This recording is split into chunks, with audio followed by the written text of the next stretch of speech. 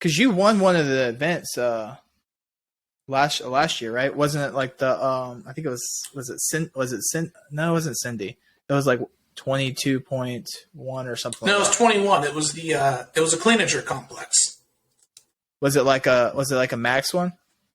Yeah. It was a whole bunch of stuff beforehand, and then you had to do a max. I think it was 2 cleans plus a jerk, if I remember correctly. Yeah. See, I recently just got back into CrossFit. Like I did it back in like 2015.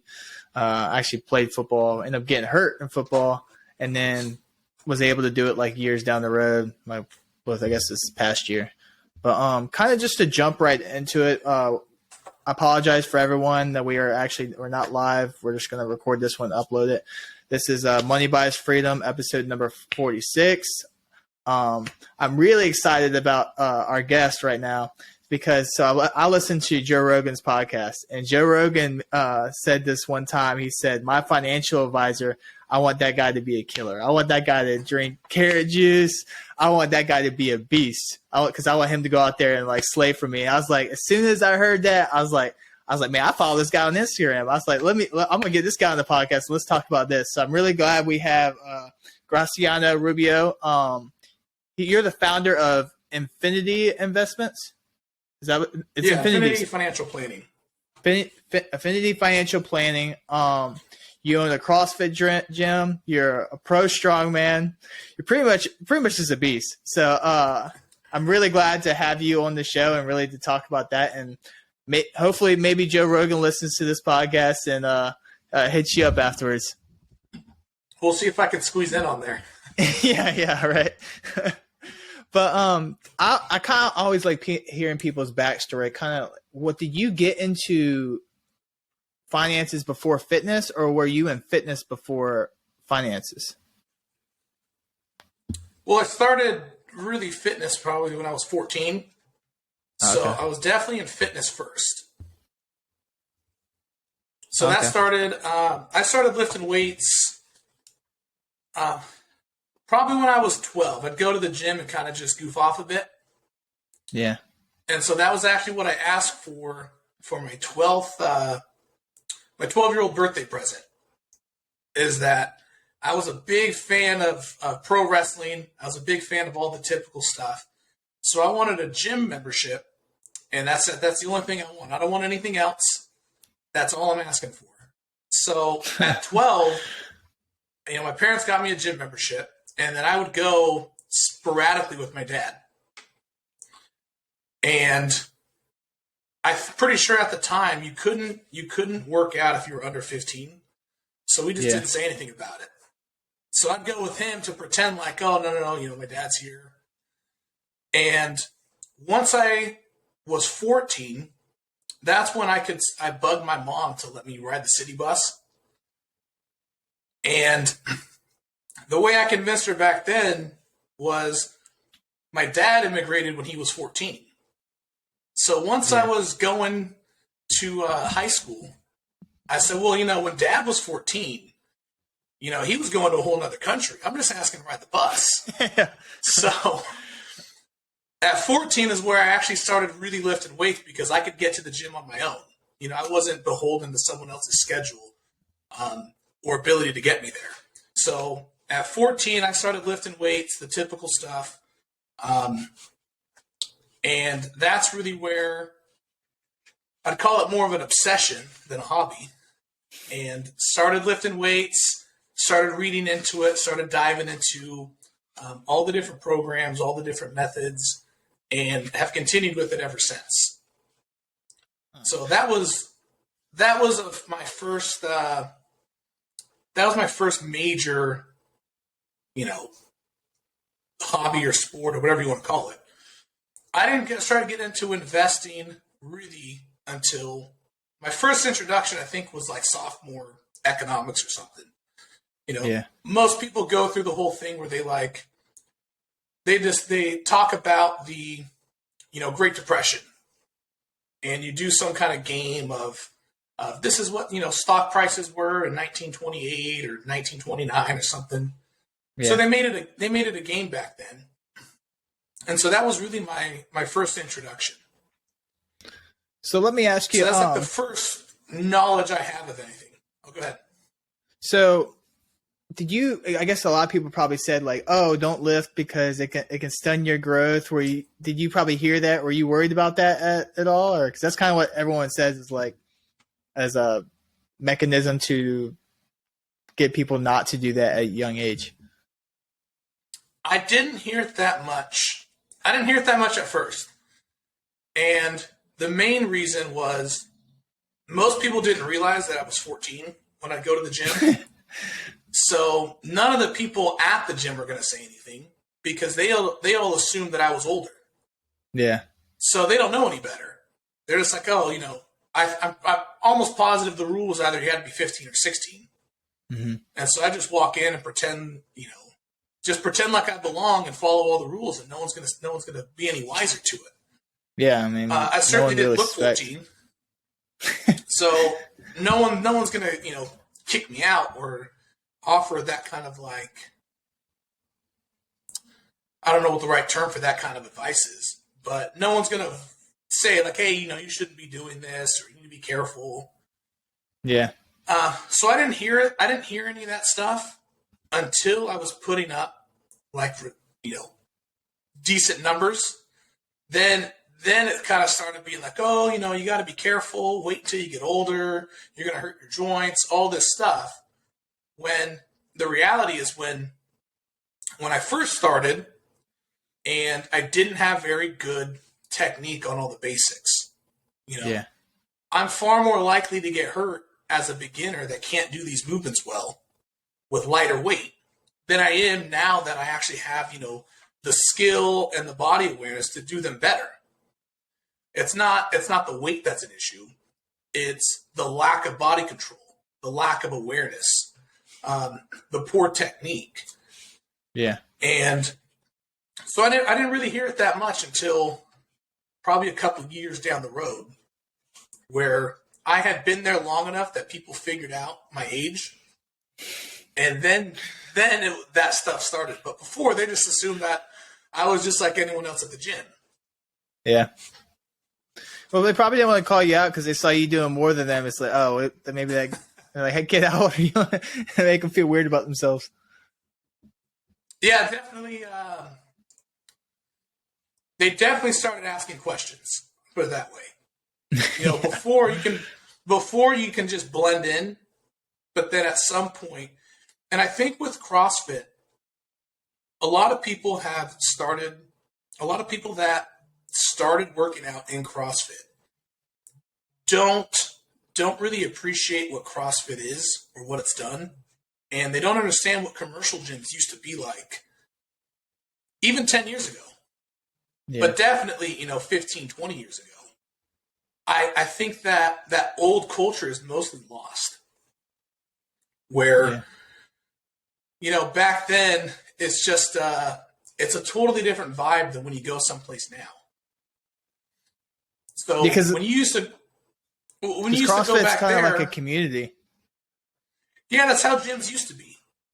It used to be, especially the guys that get strong, or you're going to notice there's a bit of a brotherhood among all the guys that are lifting big weights or all the guys that are jacked. Yeah. You're going to notice that all these guys are really helpful. I've met a ton of guys that are they're good people. They'll help you out as long as you are following kind of the rules of the group. They're extremely kind people. So it used to be back then, like once you're kind of, once you start putting up bigger and bigger numbers, like people start introducing themselves to you. Like, oh, who's this guy? I've seen this guy here for a few months. You start collecting around those people. Like people want to work out together. They want to train. They want to learn from each other. So at a certain point, then I knew all the big guys at the gym because I would go. They start asking me questions about why I do stuff. I try to figure out, why are they doing certain things? And there's a far more that community aspect that CrossFit has, that used to be your typical commercial gym. Like, you'd go in and you would go out of your way to avoid talking to people because you will get sucked. You will get sucked into the gym, turning into more of a country club Yeah, than I got a you. place to work out. And I had a bit of a culture shock because I started in CrossFit in 2013. And from that point, I never really went to a commercial gym again for probably 4 years. And in that 4-year shift, it went from, I'd say like 2012, you still had most of that aspect. But that shift from like 2012 to 2017, 18 went from this is like just a hangout for people to now nobody talks to each other. Like, you show up and now everyone's buried in their phone and there's zero interaction among all people. Yeah. You're talking But about before like, you're talking about like normal gyms, right? Like not CrossFit gyms. Like you go to a normal gym. Your normal commercial gym. It used to be this, this is a country club for meatheads. You know, and that's what it was. And then somewhere along the line, that went away. So back then, you know, when you first show up, you can just kind of blend in. You can just do your own thing. But you get to a certain level, and now you're like part of the club. You know, everyone hangs out. Everyone talks to you. They ask you questions. You got to be really awkward to not make friends at the gym. Yeah. Like, because people will go out of their way to talk to you, which is something that's been lost kind of like in the last 10 years. So understand, you know, it would be hard for someone to understand that who hadn't been in that environment before. So is that what inspired like. you? So is that what inspired you to start your gym? No, I didn't start it. My wife started it. Oh, okay. So she, were y'all together before, or just like y'all just kind of found each other afterwards? We met at her gym. So I moved to California at 21. I had taken a break from school. So I had taken a break from school. I wasn't really sure what I wanted to do. So I came down here with my dad, and we were building a water treatment plant. Oh, okay. And after a little bit of time, in between the years of like 2010, but definitely 11 onward, CrossFit athletes had this explosion in strength. Just this, once they learned how to combine weightlifting with a lot of the cardio and gymnastics, they just had this monumental explosion where it's like, how are these guys putting on this many pounds to their lift so quickly? And a lot of these guys, you know, they just figured out how to combine the programming together. Yeah. So prior to coming to CrossFit, I looked at it from a standpoint of, you know, I want to know what they're doing over there. You know, I had knew of CrossFit previously, and now that the performance speaks for itself. These guys' numbers, you know, they're putting up 80%, and then you got some guys that are putting up 90% of what the top people are putting in that respective sport. You know, whether it's powerlifting or weightlifting. So how are they doing 90% of what the best in the nation is doing while combining all these other elements? You know, they've clearly figured something out there. So I started looking at, in town, I had heard there was a CrossFit gym. It was a little hard to find on Google Maps. And eventually one day I just got fed up of going to this large commercial gym that's a local chain. Yeah. Because I was training for strongman at the time. And so I'd go in, and if equipment wasn't available, I could easily waste 30, 45 minutes going to the gym just waiting for stuff. You know, the rack is taken, this is taken, the gym is too packed. So I first started in CrossFit just because I needed a place that I could train and be efficient, where I could show up, work out, and I'm not wasting tons of time just waiting for equipment. And as a bonus, I said if I could store some strongman stuff there, in the back or wherever it is, that's even better. Yeah. So that's what first got me in. Was I said something is happening there at CrossFit that I need to know more about, because the numbers speak for themselves. So I signed up, and that's where I met my now wife. She had already owned the gym for a year and a half, I think. I got you. And once I started looking at what they were doing in CrossFit, I think I got my level 1 3 months later.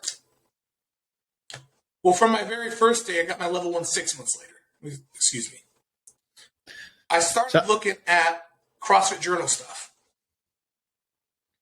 So I'd done all the basics, I went through the on-ramp program, and I started reading, what is this method based off of?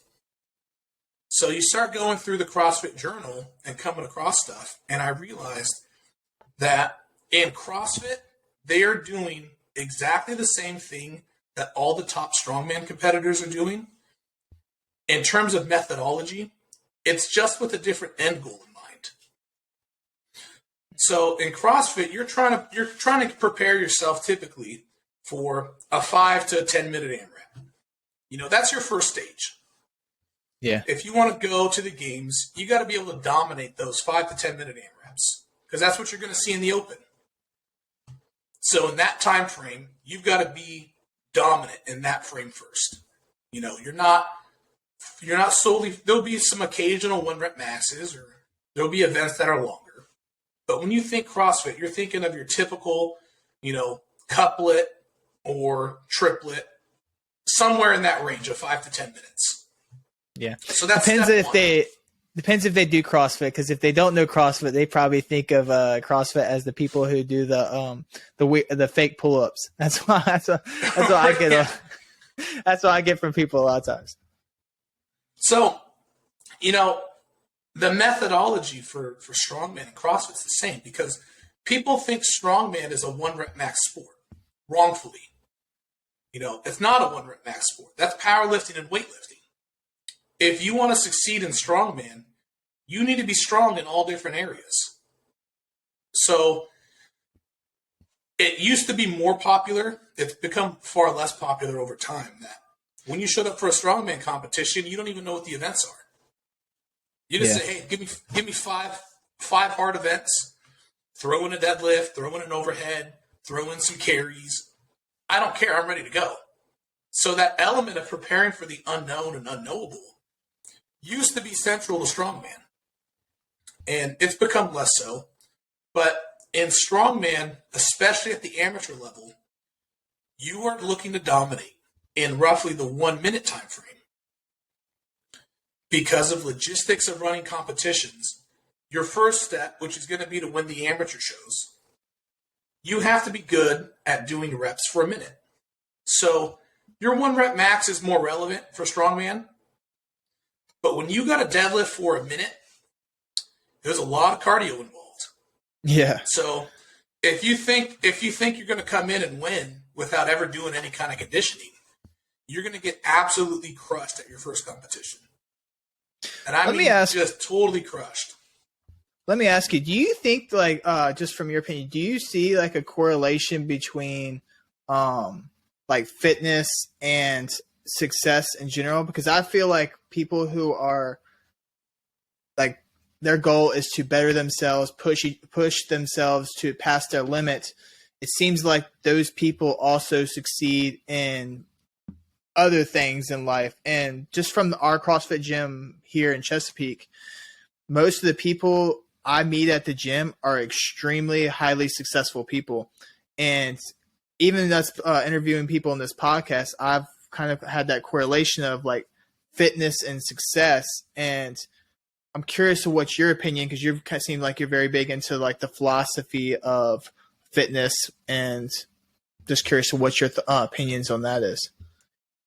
Yeah, there's actually, so I know, since you brought up Joe Rogan, there's a book, The Book of Five Rings, from Miyamoto Musashi. There's a popular quote.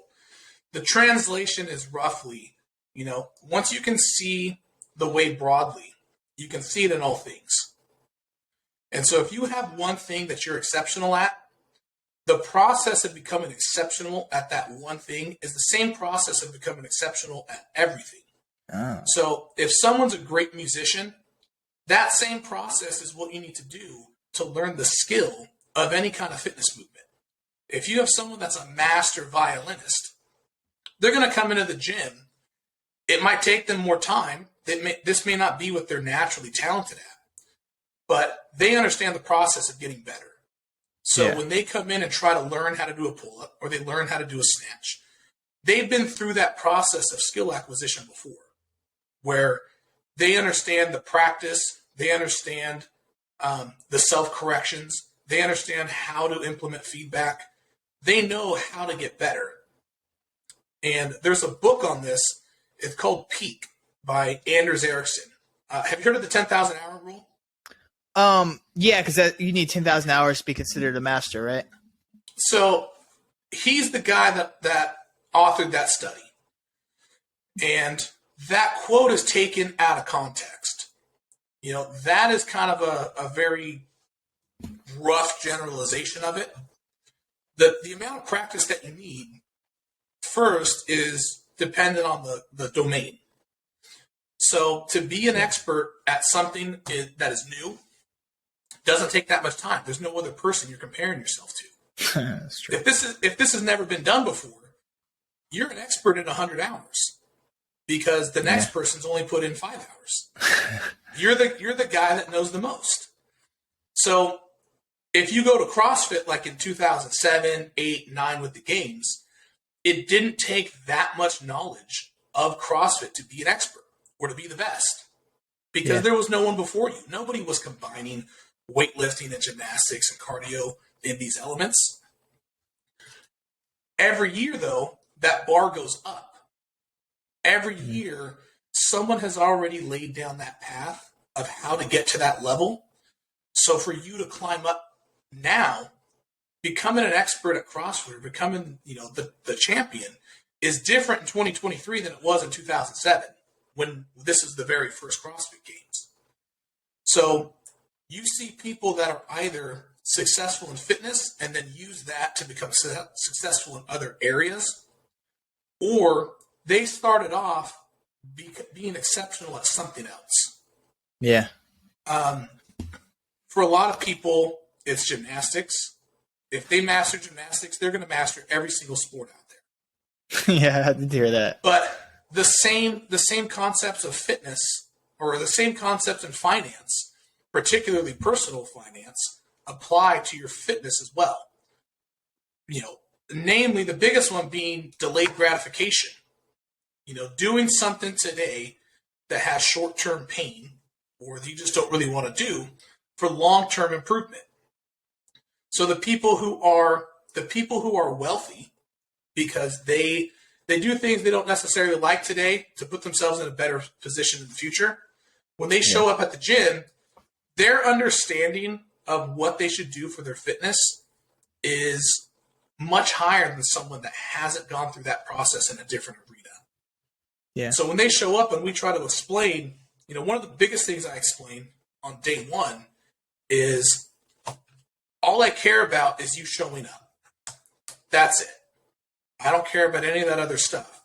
It's very easy to get them to show up and take a long-term orientation towards their fitness because they're already doing that. They own their own business and they're thinking long-term. They're thinking, we're surrounded by farmers.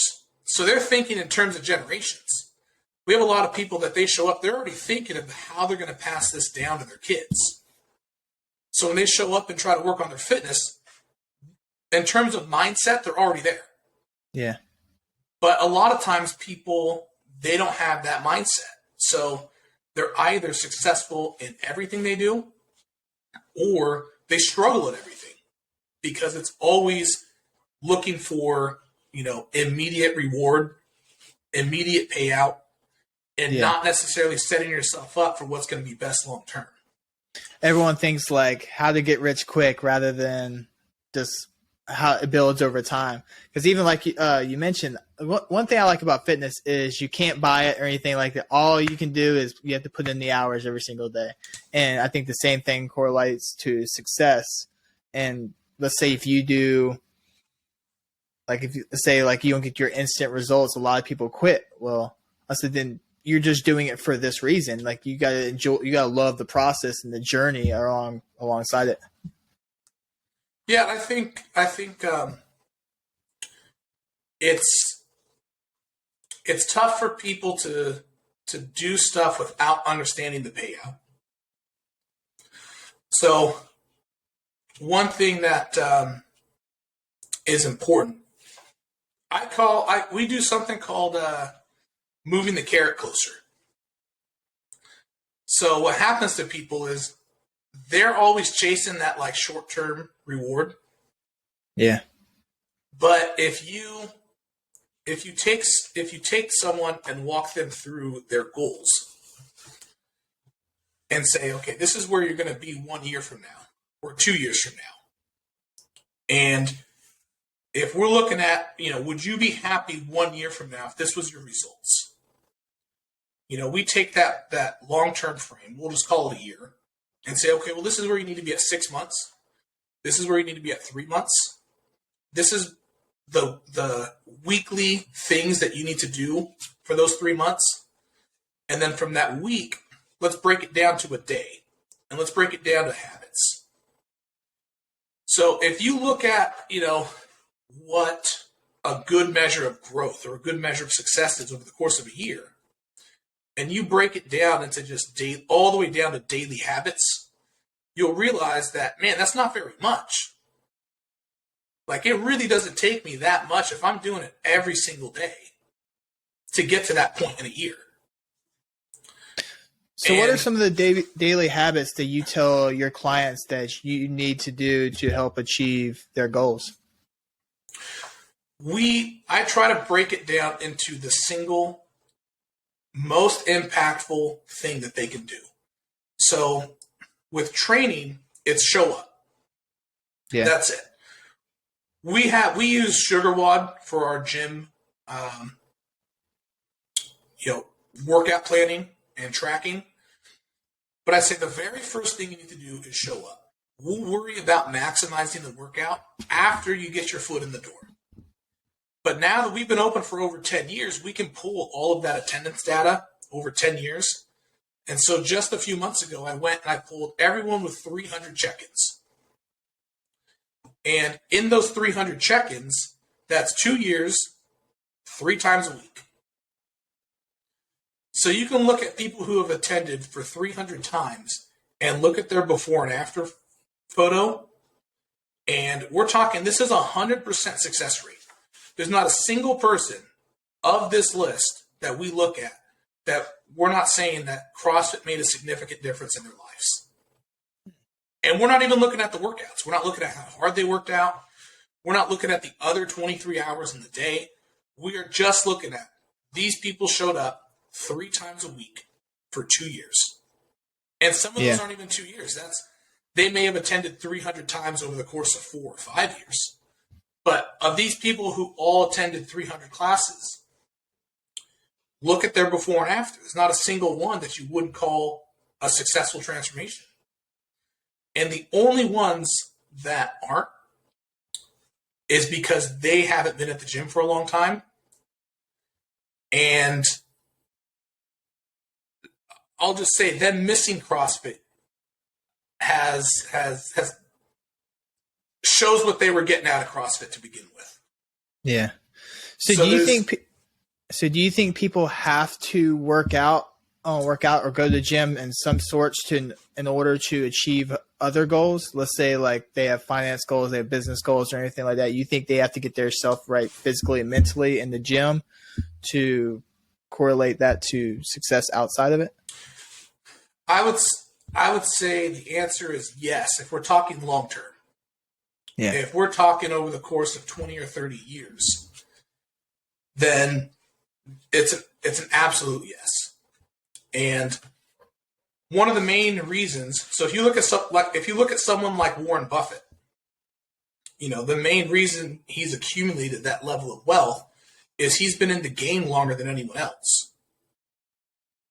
Yeah. So he started at like 11 years old. And so when you're looking at someone with 80 plus years of investing experience, just that ability to not quit and not just say, okay, I'm done with this. I'm going to lay off the gas. I'm going to go on cruise control now. You can see where that ends up. And so when you expand your time frame and you're looking long term, you can get away with stuff. You can get away with a lot of things for a while. You might get away with it for 5 years. You might get away with it for 10 years. But at some point, it's going to come back to bite you. So if you're, let's say, just as an example, if you get out of college, you're 22 or 23, you can get away with a lot of stuff for 10 years. You can get away with it for 20 years. But at some point in the future, it's going to come back to bite you. And now when you look at people's peak earning years, which is really, roughly 40 to 60 years old, you're going to hit those peak earning years, and you want to have the physical health to make the most out of them. Yeah.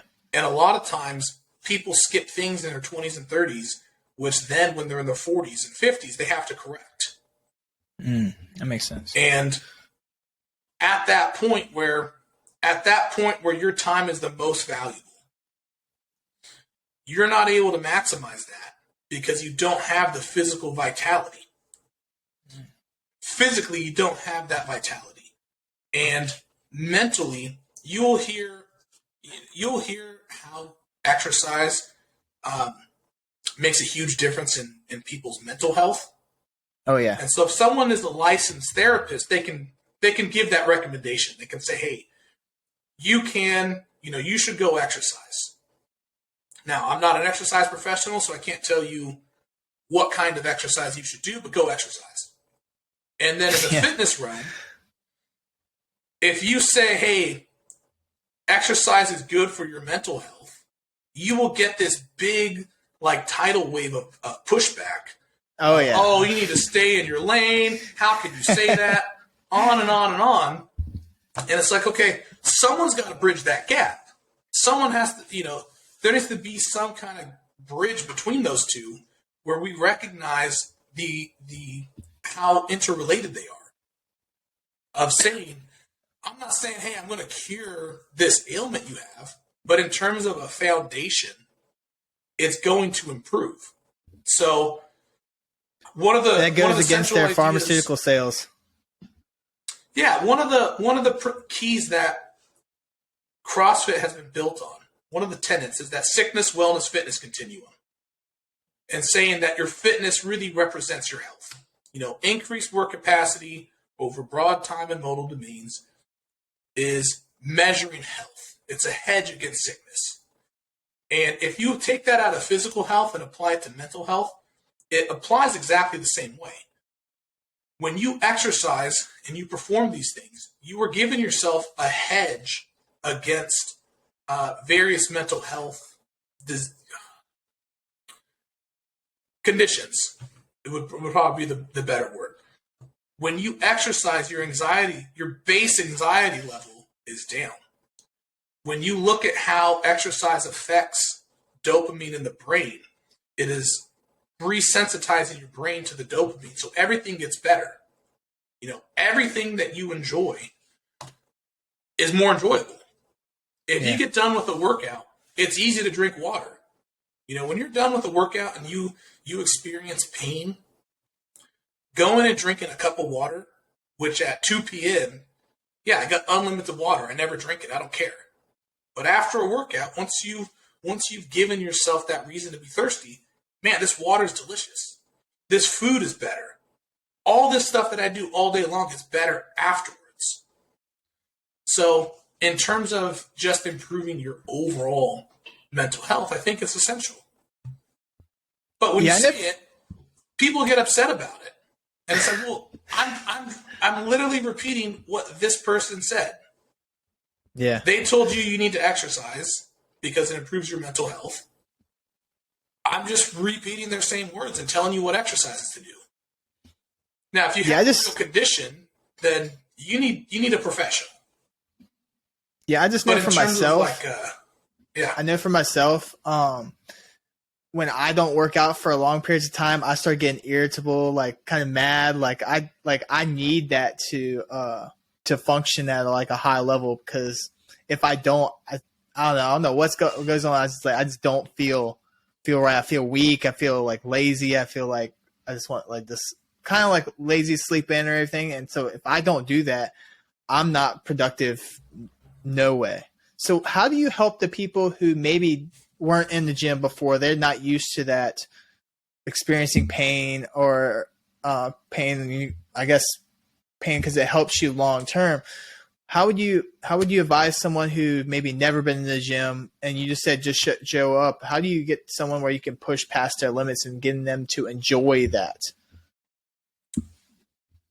The biggest key is when someone comes to our gym, we have them go through our on-ramp process, and it's 12 sessions. So they start off with 12 personal training sessions when they start at the gym. And so we keep people just a little bit outside of their comfort zone. And we explain this, that in the same way that your hands are going to callous from the pull-up bar and the barbell and everything else, you can see these physical changes. They're easy to see. Your mind becomes calloused as well. So being outside of your comfort zone becomes easier and easier the more you do it. So the very first time someone shows up, I just want them to work out. On day one, they run a 400 meter, and I tell them, I do not care what your time is. I don't care at all. This is going to form your baseline measurement for how we're going to do this later. And then they air squat, they do push-ups, they do sit-ups. So we don't make them get on the pull-up bar, we don't make them lift weights, we don't do any of the hard stuff. Just basic body weight exercises, no requirement of performance, and every single person's dying on that first workout. Even when you tell them, I don't care how fast you run. I don't care what you do. I don't care how hard you push yourself. That first day, they're always dying.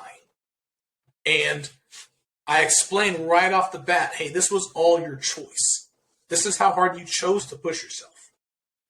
Now, our job at the gym is to slowly move the needle a little bit, to just to slowly change that target to keep them right at the edge of their comfort zone. So just slightly beyond it. So you build this mental callus to being uncomfortable. And as you progress, we just keep moving that target to keep you there. So over the course of, let's say, a year, you become tougher and tougher mentally. You're not coming in on day one pushing yourself to your absolute limit, and then day two, you're just gotta lay an egg. Like, oh no, this is tough. I don't really want to do it. We explain, no, it doesn't work like that. You come in, we have a measurement of your performance. Then tomorrow, or on day two, we're going to keep that same idea. Your first 12 sessions are mostly assessment. Same thing. I want you right at the edge of your comfort zone. Day 3, right at the edge. And so over time, we're always keeping these workouts in a range where it's uncomfortable, but it's not so hard that you feel defeated. It's not so hard that it's impossible. I think those impossible workouts, those workouts that are like, oh man, I have no chance I can do that. You're out of your mind. That becomes, it becomes demotivating. They become discouraged from those. So I think the same way your hands callous, your mind calluses as well. And then after a year, this has just become a normal part of your life. I go to the gym. I look at what I previously was able to do. I see the workout. I'm going to offer some kind of challenge in a little way where workout's going to be uncomfortable and pushes my abilities. And when someone's gone through that, we have a 6-month hurdle. Somewhere between 4 and 6 months is where people really make the change. So if they're not there for 4 months, we haven't really made this a permanent change in their life. If they're there consistently for more than 6 months, they're going to be here for basically ever. And in that range where you no longer have every workout hitting a PR. Not every single workout you're going to go, you get to look forward to because you're doing something beyond what you were doing before. At that point where they can do a workout and not have that immediate reward and just be uncomfortable, they're there forever. So let's say that you got they stay committed to the fitness and their finances. What would be your next step? How do you help your clients? Do you take them down what's the best way to budget? This is the best way to invest. Like how do you handle that? So with budgeting for their finances, I've adapted this idea from a pretty general macroeconomics formula, which is just your income equals your consumption plus your savings plus your investment. So whatever money you make, it's going to go one of 3 ways. You're going to consume it. That's your average, monthly expenses. You're going to save it. You put it away. And by saving, that means it's sitting there liquid doing absolutely nothing. And 3, you're going to invest. So I try to break that down the same way I view, you just need to get your foot in the door at the gym into the single thing you need to do that'll make the biggest difference in your wealth, which is you need to not consume. That right there, I prefer Robert Kiyosaki's definition of wealth, which is your assets divided by your monthly expenses. So if you take that, you put a time component to it, which is if I stopped working today, how long could I live off of what I've saved and invested? So you have a twofold thing. If you can bring your monthly expenses down, one, you automatically have more wealth. Because if you look at that concept of wealth being assets over monthly expenses, if the denominator goes down, you have a bigger number. So cutting your monthly expenses down right away, you have more wealth. But 2, that gives you more money to save and invest. And so the assets accumulate faster. So the very first thing that I do is I try to tell people, you should reassess all the money you spend in terms of the value that it really provides you. So every dollar that comes in, the very first thing you have to do is not consume. Yeah. And that is the hardest part about personal finance. It's not the saving. They only give up the coffee. It's the not consuming portion. So even if you're talking about debt, which in real estate, everything is debt fueled. Yeah. You could still take that debt and consume it. Like that still applies. You could max your credit card out. You could take a mortgage and you could get a home equity line for a remodel that you totally don't need. Or you buy a house, that's 6 bedroom and there's only 3 people living there. If that's what you like, that's what you like. But if you're really serious about it, step 1 is not consuming. So in his theory, do you take like your overall assets? Let's say you're worth, you have total assets of like 400,000 and you burn, monthly like 3,000 or 4,000. You just take it off that, or how do you exactly do that calculation? Okay. That's it. There's some wiggle room in there for what you include as assets. You have a little bit of wiggle room in there. So that's not as tight of a definition, but the first one is get those expenses down. And now what I have people do is, depending on where they're already at, if they're already doing pretty good, I'm actually not a big fan of budgeting. And the reason is your whole point of budgeting is to save money. So it doesn't make sense to me. You're going to write this budget out. And your budget functions like a spending target. So when you are under, you feel compelled to reach, like, oh, I budgeted $300 for this. Oh, that means next month I can spend more. No. That's not the point. Like, don't spend that money. Yeah. Just because you budget it doesn't mean you have to spend the money. Take that money, save it. You obviously didn't need it. So you often don't adjust those down. And so what happens is, let's say you have 15 different categories you budget. 14 of those you're 3% under. And then one of those you're way over. So when you look at the budget, you're like, oh man, I did great. I hit 14 out of 15 categories. That's great. Well, no, you're over budget. You failed. So budgeting often becomes this way of justifying spending more money. Where if you're looking at the point of a budget being to save, you should save the money first. So you save it, put that away. Now, with what's left over, most of your monthly expenses don't really change that much. Your house is going to stay the same. Your car is going to stay the same. The bulk of your expenses, unless you're like totally lavish and you love just blowing money on random stuff and you're impulsive, most of your budget's going to be the same month to month. So you're really only looking at a small portion of what you spend being variable. Yeah. And now, as long as that variable amount is reasonable, it doesn't matter what you spend the money on. It's all the same. So if you save it, now when you want to buy something dumb, you're gonna have to move money from that savings account before you spend it.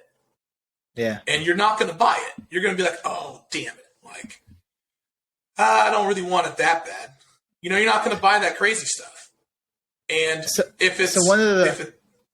go ahead. So one of the things that me and my wife do, and it's kind of correlations to like how I grew up. My parents didn't really budget very well. So what we do is we give each other allowances like every 2 weeks.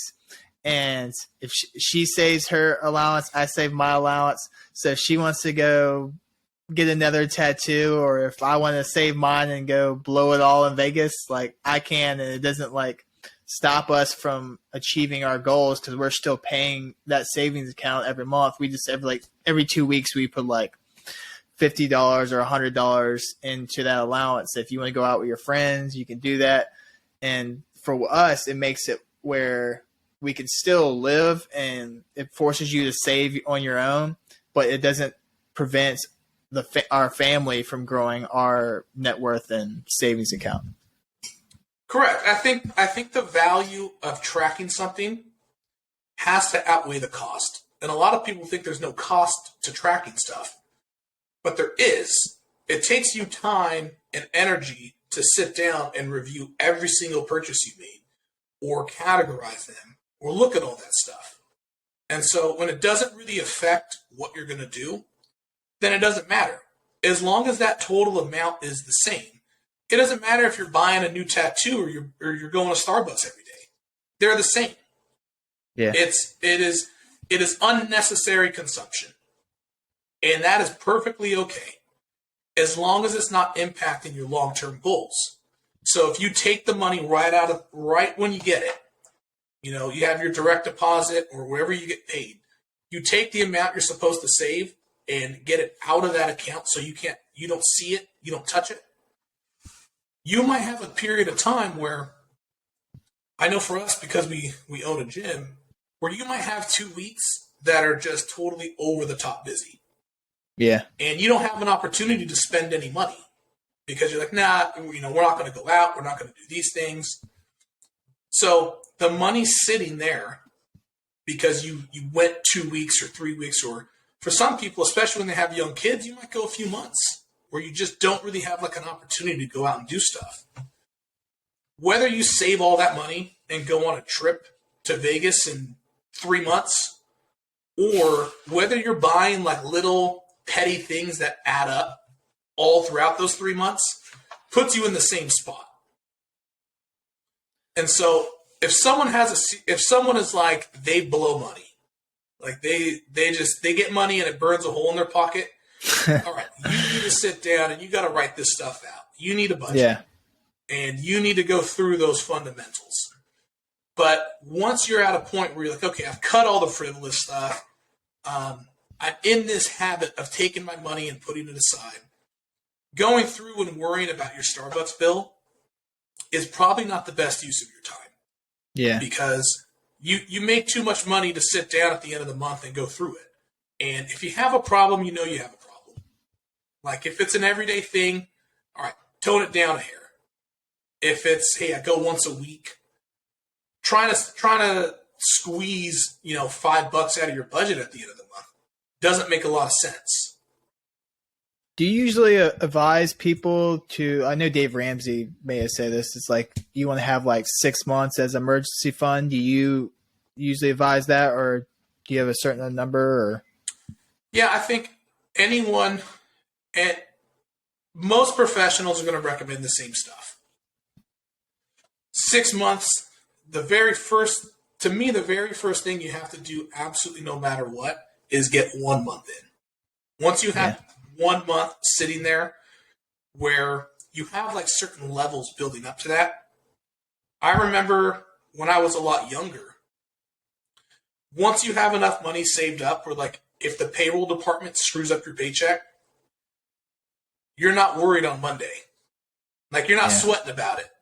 So there's even smaller steps than that. Like just knowing like, okay, I can sort this out.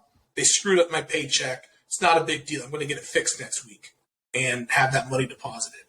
So you absolutely have to get enough savings that you buy breathing room where if they screw up your paycheck, you're not worried about it.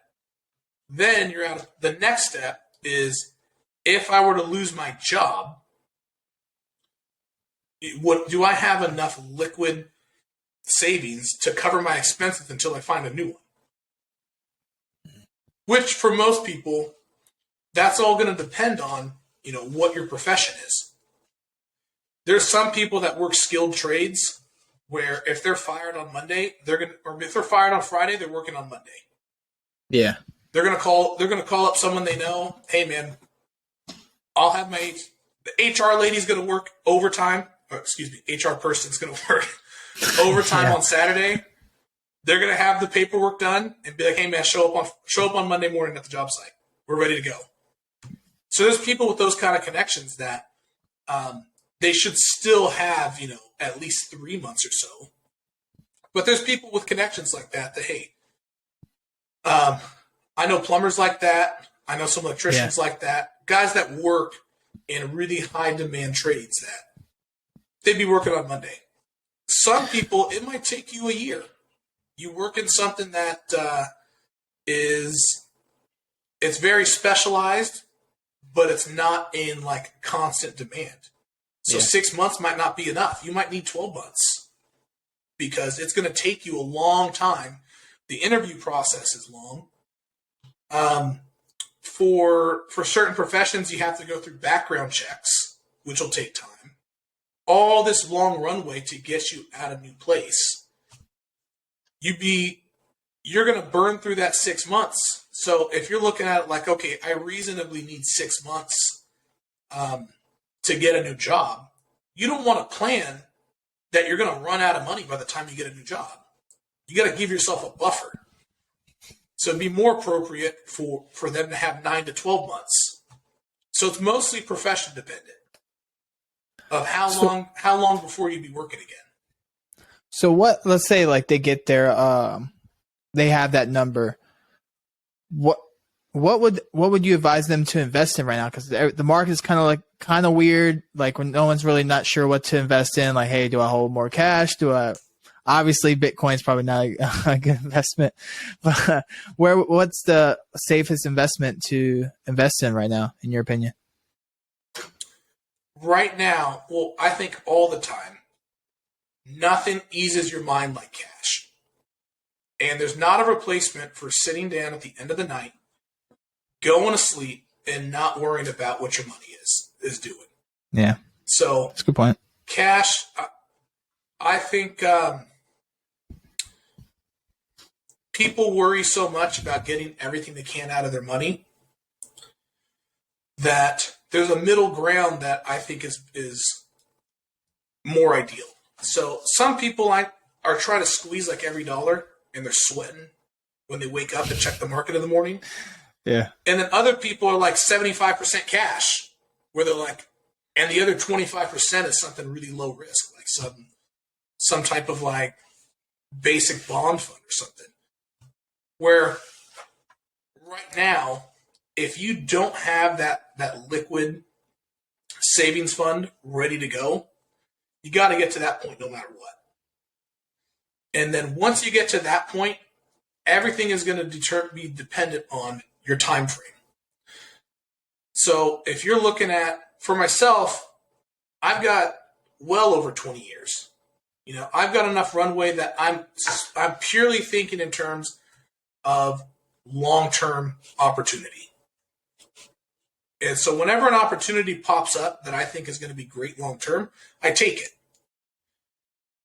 It really only gets tricky when you need money within 20 years or so. Yeah. So if you're 50 and over, managing the money becomes a little trickier because you might be retiring in 10 years or 15 years. So in that time frame, things become a little more not more complicated, but they become more uncomfortable, is what I would say. Because when you got 10 or 15 years, you don't want to give up growing that money. Yeah. And being too safe, but 10 or 15 years isn't quite long enough that you can comfortably invest long term and know that you're not going to be you're not going to lose performance due to market timing. So you can look at recent periods in time where the market has come down and how long it's taken to recover. If you know you need that money in a 10-year time frame, then it's a little uncomfortable. Yeah. It's we are not quite 20% off of all-time highs right now. So it's kind of uncomfortable. It could be sideways for 10 years. It could go down. There's a lot of different ways it can go. Now, if you're 5 years or shorter, then your options become more limited. Someone's not going to be very aggressive when they need the money 5 years from now. That's a bad strategy. So I think for younger people, nothing changes.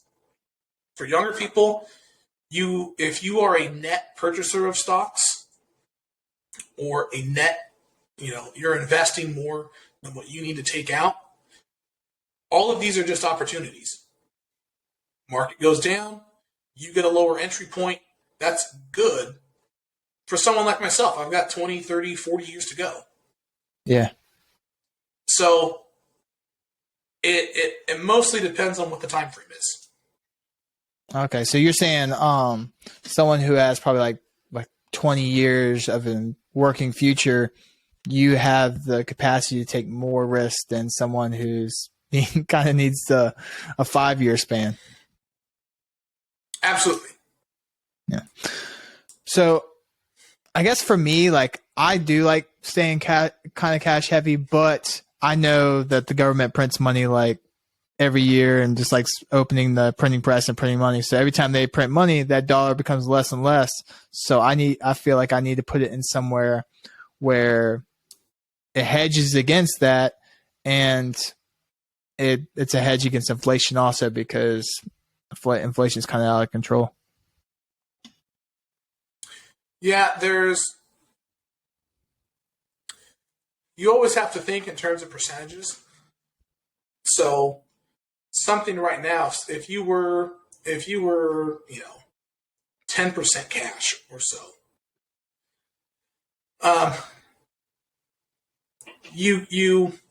I think when you're looking at it, you always think in terms of total risk and not just single little slices.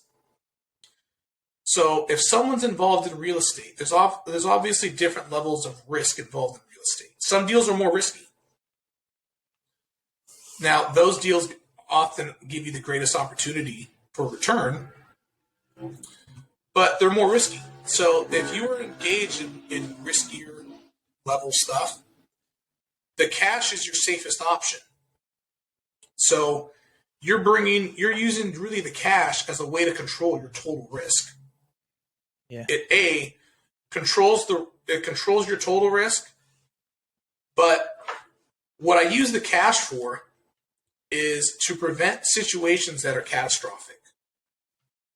And not having cash becomes catastrophic a lot of times. If you don't have that money ready to go, for real estate, you have certain payments that have to be made. You can't skip your property taxes. You can't skip maintenance. You can't skip a lot of stuff. So without having cash, you get into situations where you are forced to do things that become catastrophic. So if you don't keep enough cash, let's say you're retired and you don't keep enough cash. Well, if the market goes down, you're forced to sell in a bad time. True. So you get hammered because on two fronts. One, you're obviously selling and getting less out of it, and then you're not going to participate in that growth going forward. Yeah. So the cash, oftentimes that foregone opportunity cost, I'm just willing to eat it. Hey, I'm going to earn less money on this. It sucks. You just chalk it up to a cost of doing business. Because what you're doing is you're preventing yourself from a catastrophic failure. Where something happens, you have to come up with cash. You can't get the cash. Now you start selling assets at reduced values. And so what you on a long enough time frame, eventually you're going to probably run into that scenario. If you're trying to keep as little cash as possible to maximize that opportunity, it only takes one time where you really get burned and are forced to do something you don't want to do to undo all that extra benefit you got from investing that extra cash. So it mostly comes down to like a case-specific analysis of how much cash do I need if everything hits the fan. If it all hits the fan, I'm totally screwed. All these things happen. How much cash would I need? Yeah. Okay, I have that set aside. Now I know I can sleep, no worries, no concerns. If everything goes wrong, I'm still not going to be screwed. And things often happen at the same time, so they compound off one another. Like, if you got multiple units, one person leaves, you miss a month of rent. One person, you got to perform maintenance on this. And if you have a mortgage on something, those payments have to be made. So you think to a certain level of worst case scenario, how much cash would I need? It sits there. I'm eating the opportunity cost. You can do short-term stuff, short-term treasuries or money market type of stuff. So it's not getting 0%. But there's definitely in real estate, you can pretty much go broke by growing. You can grow your portfolio, you can go broke along the way because real estate's so, kind of cash heavy. Well, you have leverage, and people only think of leverage when it comes to multiplying the return. So if you're going to earn 6% on something, with leverage and with borrowed money, you might earn 15 to 20%. But if values go down, now instead of losing, a certain percent, you're going to lose 2 or 3 times that. Yeah. And that's where you quickly get underwater, where you weren't planning for it. That's true. So back to I guess even let's say you're investing your personal funds. What do you like to invest in? Do you like investing in index funds? Like, what do you prefer to invest in? I prefer index funds for the bulk of it. But to me, I'm thinking primarily long term. So most of that is stocks and cash. Do you buy individual stocks like Amazon? Oh, absolutely. Okay. Absolutely. The individual, I think that there has been, and this, we can talk about how this relates to finance as well. I think in the last, for finance, once they introduced computers where people could run a lot of calculations, there started becoming this incredible reliance on statistics and math instead of just your good old-fashioned fundamental business analysis. So when you purchase a stock, you're just purchasing a little slice of a company. And you really should understand what the company does, what the products sell, who their customers are. There's a lot of stuff that is doesn't just show up on the financial statement. So there's these ideas of being so heavily reducing everything to what you could do on a computer, because Excel only takes you a couple clicks and you can say, hey, look at all this data that I have. Yeah. So the idea of diversification has totally just like gone haywire of diversify, which is the opposite of how every rich person has built their wealth. Yeah, right. Every single person you see on those billionaire lists all made it through being concentrated and by being correct. Those two things. You won't see the guys that were concentrated and wrong because they're broke. But all the people that have built serious wealth, highly concentrated, and they were correct. Whether that's the people that you see in all these businesses. So around here, I'm surrounded. People don't realize that California is the number one milk state in the country. Yeah, we produce more milk than anybody. So all of these dairies around us, because my wife's in-laws own a dairy, they all built that wealth by being highly concentrated in the dairy business. Mm-hmm. They didn't have all these different projects. They didn't put their money into things outside of their area of expertise. They all immigrated to the U.S. They took their knowledge of the dairy business and reinvested all of the profit back into the dairy business. They're all extremely concentrated up until a point where they have some serious wealth. Then they diversify. So there's this concept of like they want to break everything down into just simple formulas. You know, your typical 60% stock, 40% bond portfolio. You know, put it in an index fund with 30 to 50 or 100 plus stocks and just kind of set it and forget it. But the whole point of diversification is that you want things that are uncorrelated to one another. Yeah. So whether you own, whether you have 20 stocks or whether you have 500 doesn't provide you the risk protection when they're all correlated with one another. Yeah, right. So when the market goes down, they're all going to go down. It doesn't offer the benefits that you think it does. So index funds, I think, are a way to protect against making bad decisions because you don't know what you're doing. Like if you had financial statements laid out in front of you, you're looking at it like, I have no clue what this stuff means. So I'm not comfortable picking an individual stock or saying, I think this business is undervalued. That's perfectly fine. Get an index fund. Don't think about it. Don't overcomplicate it, because if the choice is you're picking individual stocks or you're not investing, index funds are by far the superior option. True. My thing is looking at. So I think I heard it was Dave Ramsey said. Dave Ramsey said, never invest in anything you don't know. So if you have no idea about it, don't invest in it because you don't know. And he also said, because I think he was talking to Graham Stephan. He said that Graham said that 80% of his net worth is in real estate. And then Dave asked him, well, what's your knowledge base in investing? He said, honestly, my knowledge base is probably 90% real estate. So it's not that risky because that is where all his knowledge base is. So is that where you kind of tell people is like, hey, just invest in what you know. And if you don't know it, don't do it kind of thing? Or yeah, if you know it, it's easy to tell what the opportunity is, what the risk is. And when you're looking at companies like a gym, you can walk into a gym and you kind of get a feel right away.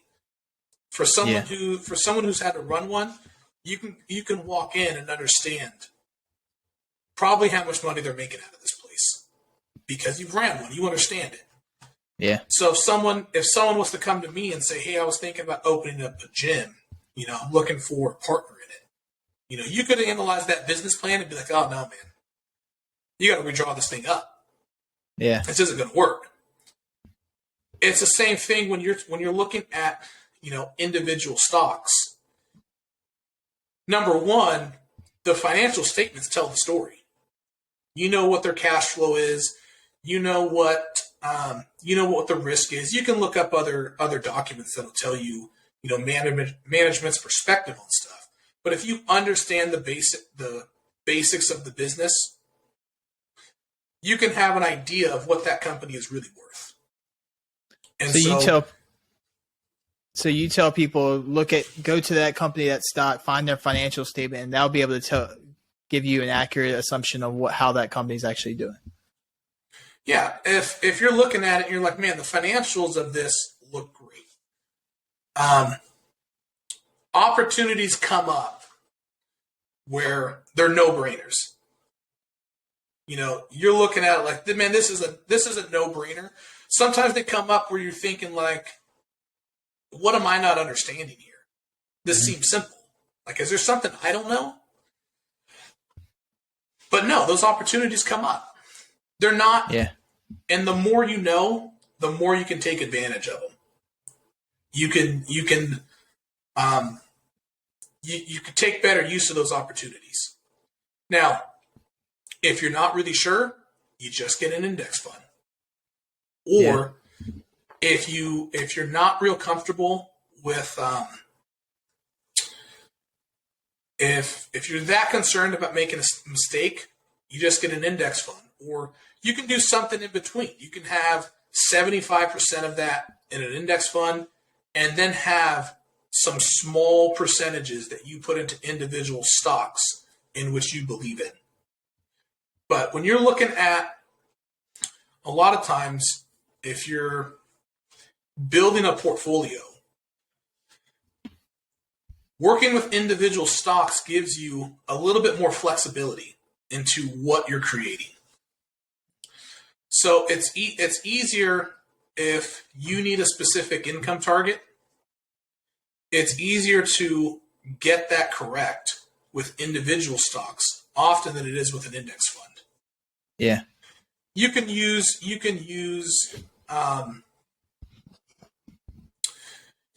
different funds to achieve the same goal. But when you're talking individual stocks, you can get exactly the dividend yield that you want. So if you say, hey, this is how much money I need to take out of this portfolio every month to live off of, you can get that number right. If you're looking at it from a total return perspective, then you don't care what the dividend yield is. You don't care what the current income on that is paying you. You're just looking at it from a total return perspective. Or for some reason, if you're specifically don't want current income because you make a lot of money, you have some tax advantages of not receiving income currently, you can get it. You can bring that down so that you're focused on growth. But think of an index fund like if you're cooking and you have something like a blend of spices, like Flavor God. They sell those containers where they have like 10 different spices in there. If you're using blends of spices, it's hard to get your meal exactly what you want because you can't control those ratios. But when you realize that all these different seasoning blends all have the same ingredients. It's salt, it's pepper, it's sugar, paprika, cumin, whatever it is. They're all based on the same ingredients, just in different formulas. Yeah. So if you watch someone like Gordon Ramsay cook, he's not breaking out this seasoning blend. He has something in his head of exactly what he wants. So for someone who knows how to cook, you have those base ingredients. You mix them up in whatever combination that you want. And that's the difference of using individual stocks. If you can use individual stocks, you can get exactly the formula that you want for whatever you're trying to cook. And if you don't really know how to cook that well, and you're a little worried, like, hey, I might get this wrong. I might use too much salt, or I might use too much pepper. Use a blend. That blend is already there in the combinations that you need. So you can just use an overall blend. It's going to cover all your bases. You're not going to screw it up, but you might not get it. You might not get it as good as you could. So you keep hearing, I guess now, like kind of everything online is always talking kind of very negative. I know Michael Burry, the guy who was in Big Short, just tweeted sell everything. So looking at that, what's your opinion of the market? Are we going into? I know technically we're already in the recession, but do you see like a hard downturn? Like what's your opinion of what's going on? I don't like making predictions. I view it like you're surfing. You go out there, you just wait for the right wave. Mm-hmm. There are certain times. I mean, you can judge it based on time of year, time of day. You can look at those patterns for when you're going to catch the best waves. But making a prediction on any particular time, that's a losing bet. Yeah. So because on timing, you got to get it right on both ways. You got to sell at the right time. You also got to buy at the right time. So you have to get your exit and your entry back in correct. And doing one of those is hard. Doing both of them is nearly impossible. So there certainly is the backdrop to go down. But one thing that people don't like to put out is if we do enter some kind of more inflationary period, well, the prices are going to go up. They have to. Yeah. There's more cash. It's going to take more cash to buy the same thing that it did before. And so this reaction of like sell everything and hold cash when you're concerned that they're going to print more of it doesn't make sense. So it's like when people say to sell, it's like, well, sell and buy what? Yeah. Cash. So I should sell because of inflation, which is printing more cash. So you're saying I should sell and hold cash because they're printing more of it? That doesn't make any sense. Why would I do that? So there's got to be a recommendation. With every sell, there's got to be a recommendation of what to buy. Because holding cash is an asset as well. Cash is an asset. So if I'm exchanging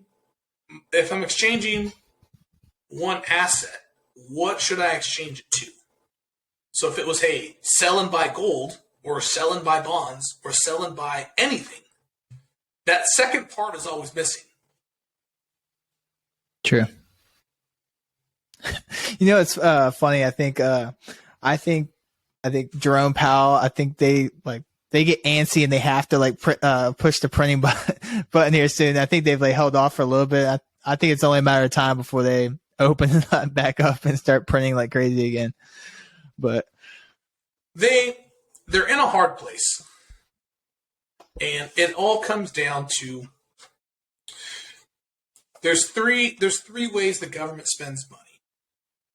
They're either they spend money through current taxes, they spend money through debt, or they spend money through inflation. That's it. They don't produce anything. They don't sell anything. It's all taxation. So every single bit of government spending is taxation. It's just either current taxes, which are obvious and you pay them. Unfortunately. Debt again, which is obvious. You can see how much, you can see the debt they take on. Or it's through inflation. And inflation is, you don't really know how much money they print for these things. Inflation is silent. So I've tried to describe inflation over and over to people, but I explain it the same way every time. If you're a teenager, and you go to your parents' alcohol cabinet, you pour a little vodka for yourself and you fill it back up with water. Now it looks exactly the same. That bottle of vodka looks exactly like it did before, but there's less booze in it. There's less alcohol. You won't notice it. And you probably won't notice it when it goes from 40% to 39%. But you definitely notice it when it goes from 40% to 30%. And that idea right there, like you have this money sitting in your bank account and it's been stolen. It's been straight jacked right out of your pocket. You just don't know it until it's time to go spend the money. Yeah. And then you're like, whoa, wait a second. Like you take that shot and you're like, hey, wait, this isn't very strong. What happened? Yeah. So they're in a hard spot because either, to get out of the inflationary environment, you're either going to have to cut spending. That's not going to happen because you're not going to get reelected. Yeah, right. You're not going to raise taxes. Again, you're not getting reelected if you raise taxes. Or you take on less debt. Or you take on more debt, but we're already borrowing too much money. Yeah. So the only option available is inflation. And when no one understands it and no one's going to push back on it, you just hit the money printer button. So I know right now they're negotiating on whether or not to raise the debt ceiling for how much the debt the U.S. government owns. Can you explain that? Like, what does that mean when they're saying that like they owe this amount of money? Well, now we're gonna move that debt ceiling. What we're right here to up there. Like, what can you explain that? I'll explain the arguments that they're making for it. Okay. Their big argument is that they try to justify it by saying they look at debt as a percentage of GDP and saying that, we need to raise the debt and that we will increase GDP to cover the cost of that debt. Now, that relationship would hold steady if they were increasing debt for infrastructure and things that will improve the economy. So if someone is involved in real estate, they understand this pretty well. You take on debt, you perform renovations or improvements, which then allows you to rent the house out for more money. So if you could take out a loan, renovate this house, and the increase in rent would cover the cost of that loan and then some, you're making a profit. You're going to do that. But when they raise the debt, when they take on more debt, and then that money is not being put towards productive use, which is infrastructure or other things which will improve GDP, and that is just money that they're sending out there for any variety of reasons. We don't even need to get into all the different reasons. California has a $100 billion bullet train to nowhere. It just goes nowhere. Really? Yeah, you can look up that one. Primarily federal money. There's been a whole fiasco on it. So if you're going to borrow money and then effectively just consume the money, which is what's happening, you're not borrowing money to put it into. You're not borrowing that to improve infrastructure or human capital. If you're borrowing that and going out and trying to get people more skills, to help people improve their contribution to GDP, well, that would make sense. But that's really where the argument comes down to. They are relying on this hope that in the future GDP will rise enough to justify increasing that debt ceiling. Yeah. And if you think the debt ceiling shouldn't go up, you have to look at, where can we cut our spending? But if you cut spending, you're not getting reelected. That's all they actually care about. You're going to have to upset somebody that is responsible for getting you in office. Yeah. And now when you're up for re-election, you're not going to have that support. So it's not an affiliation thing or what side you're on. It's all of them. Their number one concern is getting elected. Their number two concern is getting reelected. Yeah. And handing you back your own money is the best way to do that. Yeah. Because right now you see kind of like interest rates are like way up and everyone's like, oh, we got to cut back spending and everything. But then you see like, oh, we're sending billions of dollars to oversee nowhere that no one really knows where it's going to. It's like, how are you playing like a money issue and you're just printing money and throwing it overseas to who knows where? That's what it seems like a lot of people's issue with at least government spending. That's an argument that I wish people would unite on. So it used to be inflation. They've controlled the narrative on inflation to be this weird right versus left thing. And it used to be people understood inflation.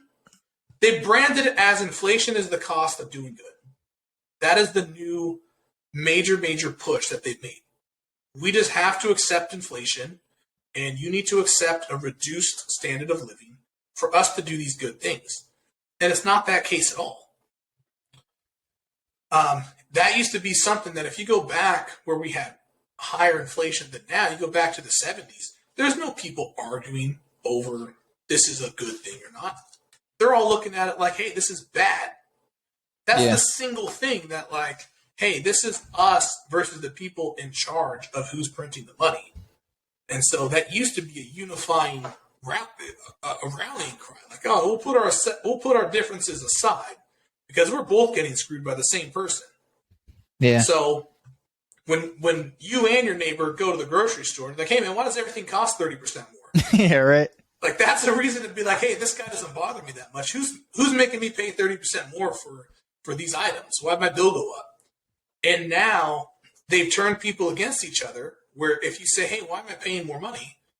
You have someone else giving you a hard time and calling you all these terrible things because, oh, you had to pay that for the government to go out and do all this good. And you're like, well, what good are they doing? Bombing people? Right. Look at all this waste. So this train here in California, I said, dude, that's $100 billion. That means they could have written a check. 100 billion? 100 billion with a B. Gracious. So you could give every Californian $2,500. So your average family of four, you could cut them a check for $10,000. So, it's not like these things are absolutes. You have to ask, what would benefit Californians more? Give it a family of four, $10,000, or this train that does absolutely nothing. Yeah. And you could argue that, it provides jobs and it provides these things, but it's not functional. It's not really going to do anything. And it seems like at least on like now Twitter, like especially because I see Joe Biden's tweets like all the time. Apparently, they always try to push it back on like someone else. Like for like inflation, it's like, oh, it's the landlord's fault. They're raising rents or anything. Well, it's just supply and demand. Like if someone offers 1,500 rents and the other one offers 1,600 rents, am I supposed to just take the 1,500? Like what am I supposed to do? And it's like I feel like they keep like shifting blame rather than like tackle the actual problem. Well, they got themselves. Have you heard of modern monetary theory? No, I don't think so. This is like a new crazy idea, but you have to think of it this way. This has kind of been floated I had to cover it briefly when I was in college. There's really this idea that if you think of today, all the things that are easier to produce. So a gallon of milk today takes far less work than it used to take 50 years ago. Yeah. So if the value of your money was the same, let's say we were still on a gold standard or something else that was less inflated. If it takes less labor and less capital to produce that gallon of milk, you would expect the price to go down. Yeah. Now, sure, you're going to have more people. There's going to be more demand. But in terms of resources, it takes far less labor and capital to produce a gallon of milk than it did 50 years ago. And yet the price is way higher. So effectively, what modern monetary theory says is we can print money at the same rate that technology is driving prices down. And so prices will stay flat. And the government will siphon off all of those benefits which have accrued to advanced technology and give us more purchasing power. So when you look at all the technology, look at cars today. Cars today cost the same they did 20 years ago because of automation. Yeah. You look at TVs. TVs cost less today than they did 10 years ago for a far better TV. That's true. The natural progression is for things to become cheaper over time through better technology because they take less labor and less capital. A farmer today does the same work that 200 people did, 100 years ago.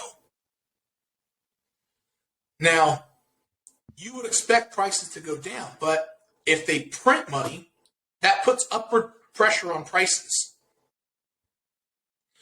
So if your definition of inflation is a rise in prices, which is the wrong definition, but if your definition of inflation is a rise in prices, then if technology is driving prices down and we can put the same amount of upward pressure on prices and have just this nice little steady 1 or 2% inflation rate without anyone noticing that we're printing money and siphoning off what should be an increase in the average person's standard of living.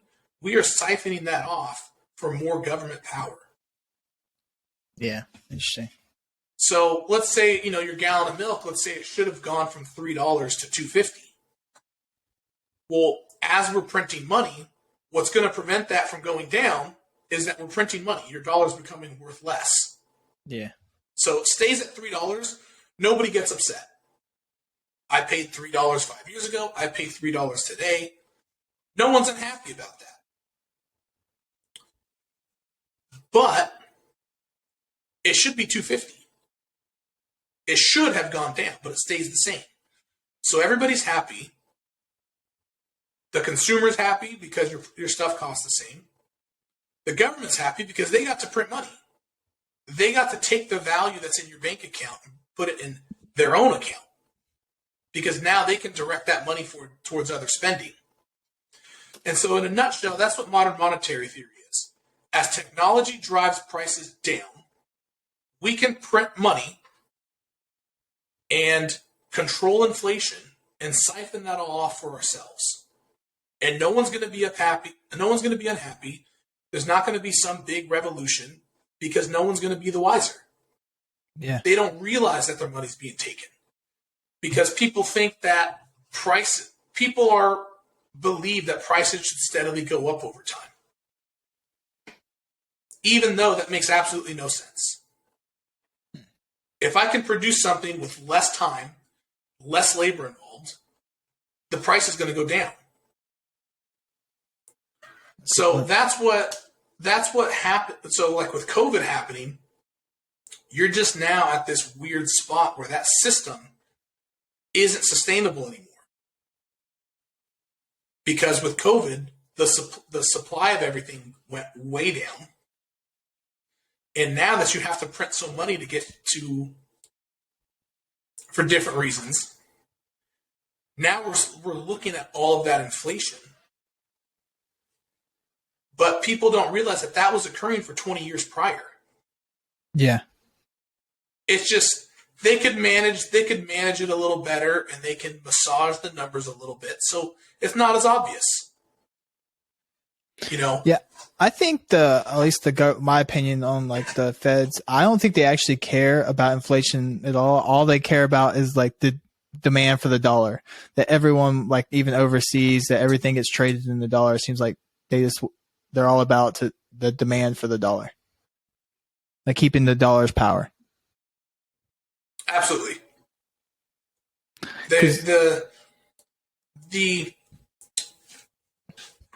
And that's one of the.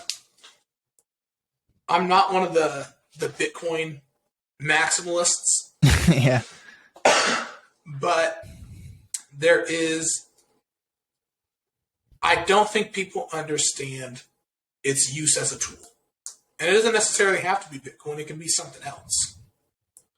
But we have benefits that accrue to us because the dollar status as a reserve currency that we do not want to lose. And when you're too aggressive printing money, we are convinced ourselves that it's somehow, necessary for these good things. But imagine you're in some other country and your entire life savings is $1,000. You've worked your whole life, you got $1,000 saved up. And now the value of that goes from $1,000 to $800. So when you have this rampant inflation, my dollars now went from $1,000 to $800. Are you going to be happy about that? Definitely not. Obviously not. And the attitude really is, well, we don't care about that one guy because they're nobody. What are they going to do? We're the U.S. We're a third of the world's economy. Who cares about one single guy? Who cares about one single country? But that one country is not going to be limited to that one guy or that one country. That one country turns into two countries of people saying, hey, we're tired of these guys printing money and stealing it out of our pockets because the benefits that accrue from it stay within the U.S. and they don't come over here. So those two countries become three. Now, three countries, who cares? They're still nobody. You don't care what three, random countries are using as currency. It's no big deal. It's a drop in the bucket. But these things pick up steam. And so when 3 become 10, 10 become 20, now you're talking about a large block of the economy, the world economy, using some currency other than the US dollar.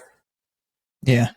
And at some point, particularly because we don't manufacture anything, we don't make anything, and we're reliant on them, that can grow to have enough influence to force us out of using the dollar and switching to something else.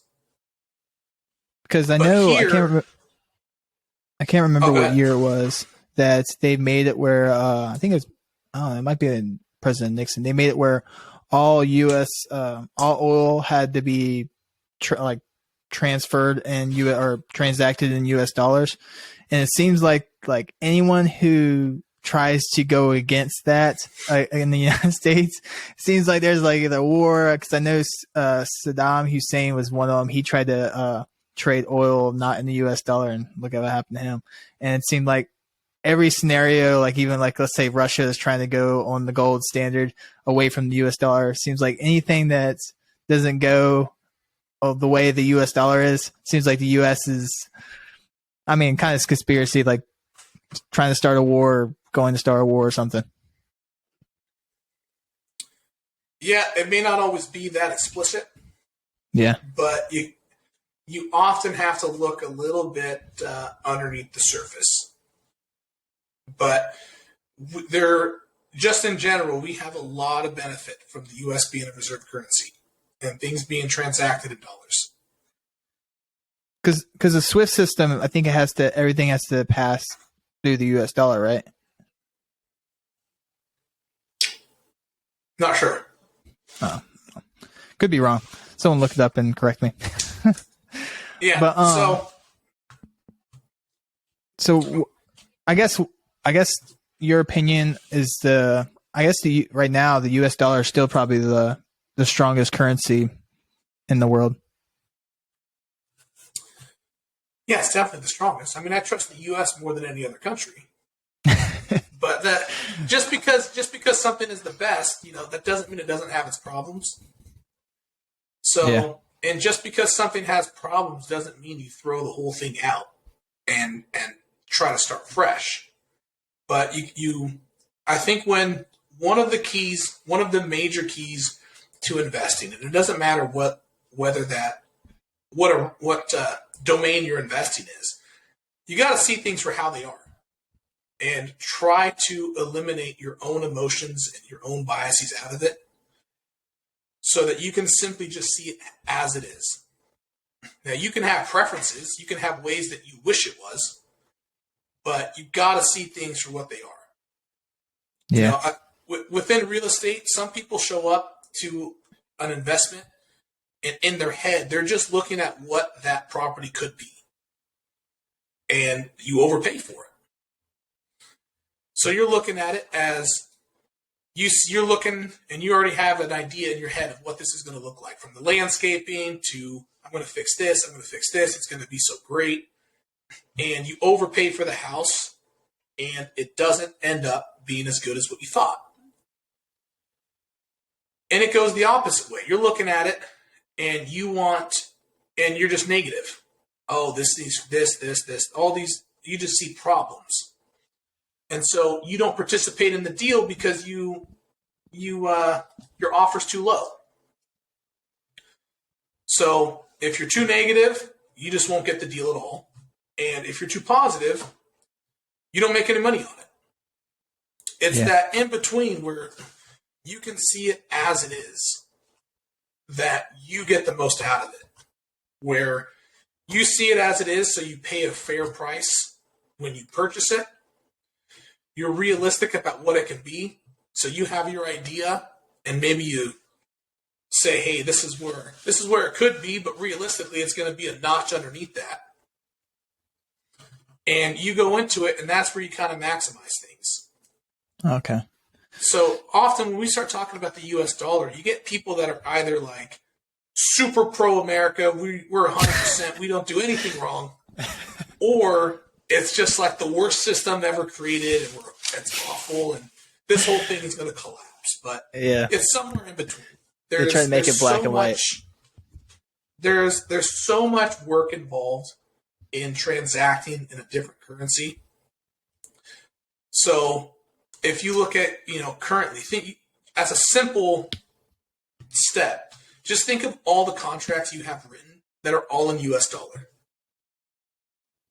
All the contracts, all US dollar, all that work is going to have to be redone.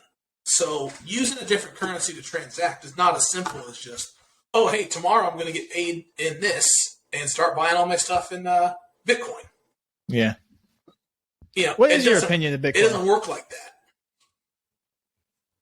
What's your opinion of Bitcoin, Ethereum, and all those Dogecoin? There is what I think is perhaps the greatest book on money ever written. That's the Bitcoin Standard. So if you understand money from a fundamental use, then you'll understand the value of Bitcoin. Now, I view Bitcoin purely for the political tool it is and not as an investment. Yeah. So your currency is not supposed to be an investment. Yeah, I agree. There's no productive use to Bitcoin. It doesn't do anything. And so in terms of a function, its function is the same as gold. You don't purchase gold really as an investment. It has no productive use. If you think of a house or an apartment building or a commercial building, it all has use. For a house, it provides you shelter, or an apartment for a commercial property allows a business to come in and use those facilities to create new things or provide services. Bitcoin just sits there and does nothing. It's on your flash, your keys. It's just, okay, I have a flash drive. What am I going to do this for? Take my flash drive, put it in my safe, lock it up. It is providing you nothing. Now, as a political tool, in the sense that because there's a limited supply, it would cut a government off from the printing press. And so it is, for modern times, I think it is the ultimate weapon. We're in this battle now with Ukraine, and the issue is the concept of mutually assured destruction. Yeah. We are now at a point in human evolution. Okay, we can blow each other up. So what do we do now? The idea used to be that because we can blow each other up, we have to cooperate. Well, if one side is using money as a tool to force the other side to do stuff it doesn't consent to, you kind of have an imbalance of power there.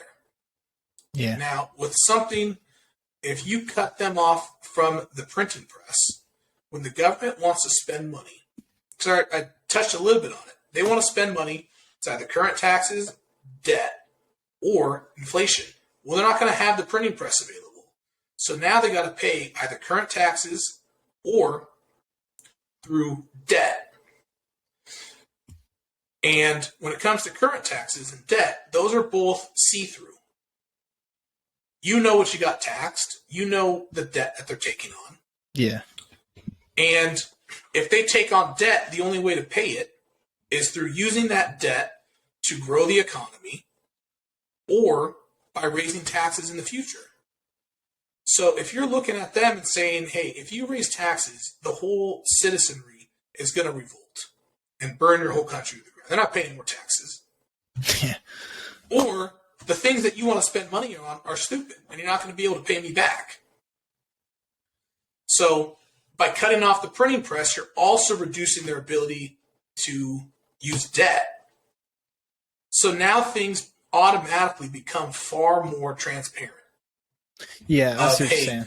We just can't go and spend all the money we want because we're going to raise taxes, or the debt that we try to, the money we try to borrow is going to be analyzed differently because we can't just print money and pay it if we want. So right off the bat, it makes the government far more transparent. Yeah, now, I don't know that much about the underlying technology itself, but because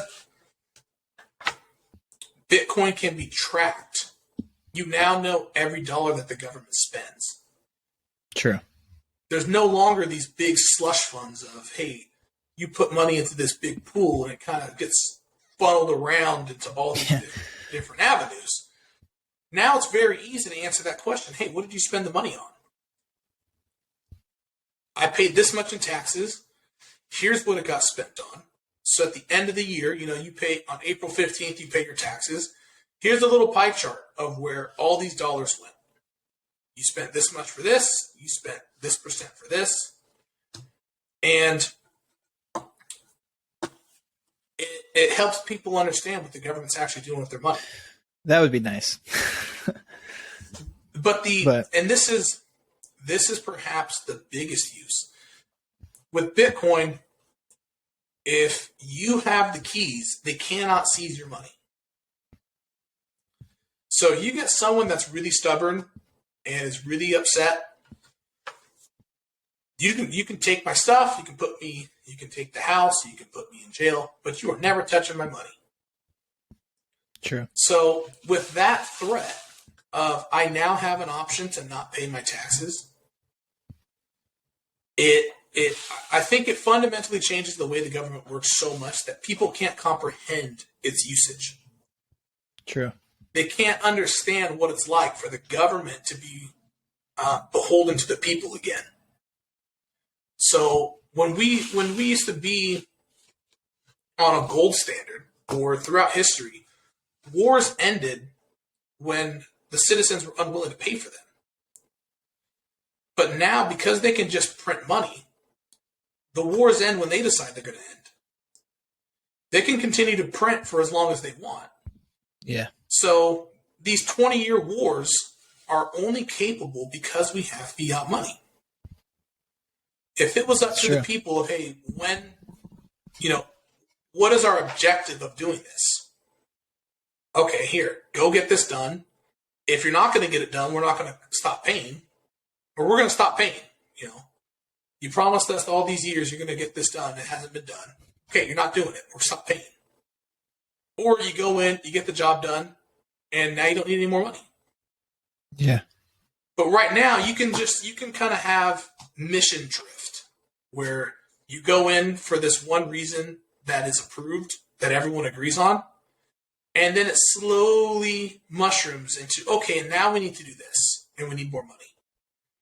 Okay, now we need to do this, and we need more money. They mask it pretty well, though. They try to pin people on each other, like, oh, just tax the rich, tax the rich, tax the rich. But obviously, you can't really tax the rich from so much because they can just move their stuff around. I don't think people comprehend what their wealth actually is. Like with Elon Musk, they think that his wealth is just cash. Like they think he's got this like underground bunker of $100 bills that he's just hoarding and is taken, out of circulation. But they don't understand that all of that wealth is in productive businesses. What you're saying is, I would prefer to not have Teslas. And I want to get rid of Teslas for us to have this redistribution of wealth. Yeah. That it is either better, that money is better in the government's hands, or it's better spread among all these citizens than it is in Elon Musk's hands. And I don't think that like very next step, when they say like tax the rich, that very next step like isn't thought of. Yeah. Like, oh, well then he's going to have to sell Tesla. All these Teslas go away. So yeah, true. And that's the same thing with Amazon. Okay, if you want to tax Jeff Bezos, okay, so who's going to run Amazon? Like all of this wealth is in businesses. It's not just something that you can just take away. I think it's the biggest issue probably in schools. They don't teach you anything about money or finances. Like just simply teaching people how to write their personal financial statement of like, here's your assets, here's your liabilities. And you see the classifications, like you'd be able to understand when they say like, oh, Elon Musk is worth however many billions of dollars. Not saying he makes that every single year. That's just how much he's worth. I think that's what people have just completely refuse to understand, or just don't understand at all. I think most of the time they don't want to understand. Yeah, it's not that they can't understand, and in a lot of cases they do understand. So when you ask a question, the response is just to get more upset about it. The response is like to get angry about it when it's you have to think more than just like this one-time thing. So I grew up, we had fruit trees. And if you think of it in this term, every summer we are going to get fruit off of these trees. Now, in the wintertime, you have an option of cutting the tree down and using it for firewood. If I do that, I'm not going to have fruit in the summer. Yeah. Now, whether I cut that tree down depends on how cold is it. I mean, if it's so cold you're not going to last through the winter, well, I'm going to cut that tree down, use it to stay warm and survive, and I'll worry about food in the summer when it gets there. But I'm not gonna not cut that tree down if I'm not sure I'm going to make it through the winter. Yeah. At the very least, I can kick that can down, 3-4 months down the road. So it's not like these things are 100% aren't black and white. Yeah. It's does the situation really justify giving up that ability to have fruit every summer to make it through this winter? Is it that cold? Are you going to die from it being too cold? So if you think of it in those terms, well, we can have a conversation over that. Are there alternatives to it? Now, in the case of Tesla, you are taxing Elon Musk, disbanding the company in order to redistribute all that capital towards some other means. But then down the road, you're not going to have Teslas. So that's what your trade-off is. Sure, we can tax them. We can get rid of all that. We can reallocate that capital. But you're not going to have Teslas. Yeah. And most people will say, well, no, we still want Teslas. And it's like, no, you get one or the other. You don't get both. Yeah, and they want like a billionaire tax. So like let's say he owns that entire company. You want to tax his overall net worth. I'm like, well, if you do that, like he would have to sell a lot of everything. That be going down in price. It'd be worth a whole lot less. And people get mad that if they bought Teslas, that their stock portfolio starts dropping. So you just can't make people happy nowadays. Yeah, if you're gonna tax unrealized gains, then you're also gonna allow for unrealized losses. Yeah, and you're opening up a whole new can of worms in terms of playing some funny business with your taxes, in which pretty much every time, these people did become that way because they're dumb. And every time you put in a new rule, you're going to have people that find out how to work around it for their own advantage to it. The tax code in terms of what you pay is really short. Like, it's really small. If you took all the tax code, very little of it tells you what to pay in taxes. Everything else is telling you how to not pay those taxes. Yeah, right. So if you add this new rule, you're going to find people that are like, okay, well, here's how we're going to get around that. And then you're going to add, for one page of, we introduce this new tax, you're going to start off with, first, it's not going to have the intended effect. Then they're going to try to close those loopholes, and people are just going to get more and more creative. So you'll have one page of, hey, this is a new tax, and then hundreds of pages of explaining exactly how to get out of paying that tax. Yeah, so like even when he said that no one, not going to tax anyone over 400,000, people make over 400,000 a year. Rich people, they don't have to make money; they can just break even. They don't need money to live like me and you do. They're already billionaires. They don't have to do that. So I think that I just don't understand like what people's train of thought is, or maybe I'm not even sure. And we can probably go on for this forever. Yeah, like in real estate, people don't understand depreciation in real estate. Yeah. So this person, they'll ask, like, how did this person make no money, but they live this lifestyle? Yeah. It's like, well, because they're pulling cash out at the same rate as their depreciation expense on it. And so on the books, they didn't make any money, but they have money in their pocket. Yeah, true. So if you're talking, if your depreciation expense is 4%, then it's like, okay, you got a $1 million piece of property. This person put $40,000 in their pocket, but they took a $40,000, expense item on the books to pretend like, oh, we didn't make any money. We got zero. It's like, well, how do you afford this lifestyle? What's going on?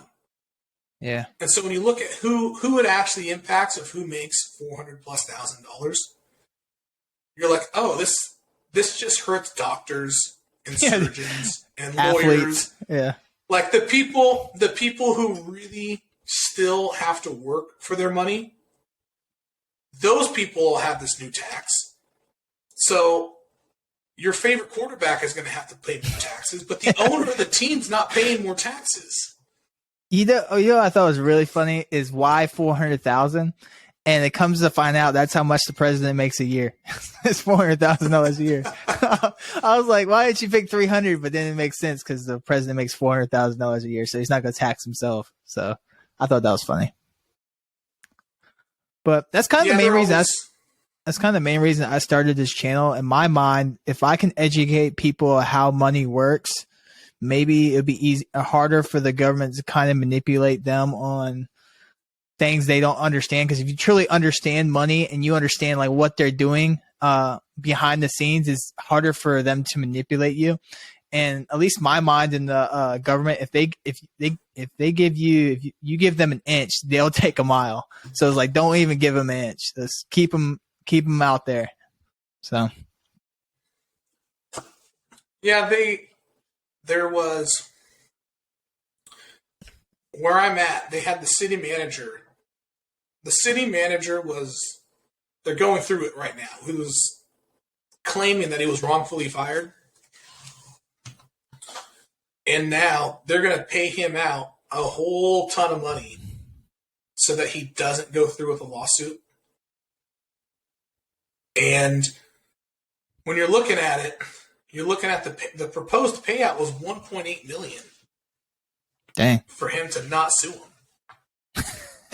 And I'm like, geez, man. I said, I'm in disbelief that you guys, well, first, they've never given an answer on why he was fired. Oh, wow. It was really just people arguing. It was the former employees of the city didn't like him. So the city council fired him. And then we're like, oh, man, we made a mistake. It's like, so now you guys are gonna pay him close to $2 million because he screwed up. Yeah, that's fine. So there's definitely a sense of like people are upset about things that they don't understand. Yeah, and you have to come at it with this attitude of like, you and I are on the same team. Like I want you to do well. Like, I'm not saying this because to be a jerk. I'm saying this so you understand and realize what they're doing to you and to help you become better off. Yeah. I've tried to explain inflation a bunch of times, and it's one thing that totally goes over people's head. And it went over people's head in college, like when they were describing inflation. I don't think a lot of people care. They only care what they think, and even if they don't want to be proven wrong, or if you prove them wrong, they double down on their previous statement. So, yeah, I remember if you ever meet someone whose background is in economics, they'll argue just for the sake of arguing. I haven't met a single one. That's true. That they're not willing to argue their point. And one of the reasons is that basically nothing in economics is provable. It all just comes down to, your justification for it. So they will argue things to the death. But the old classical definition of inflation was an increase in the money supply.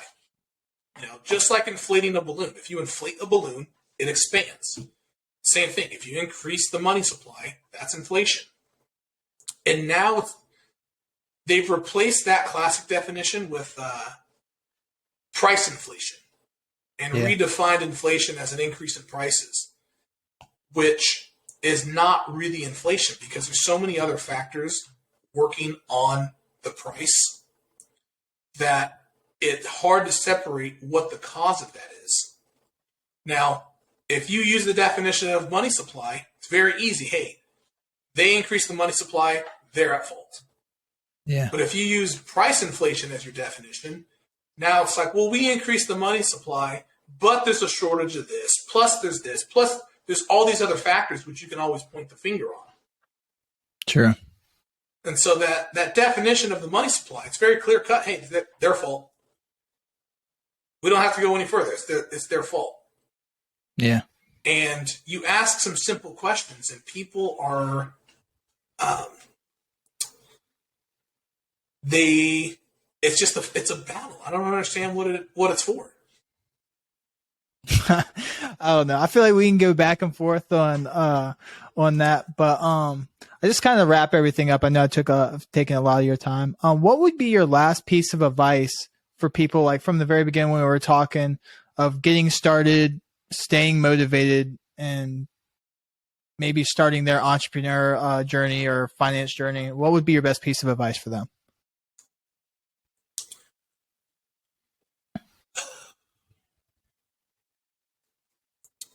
That is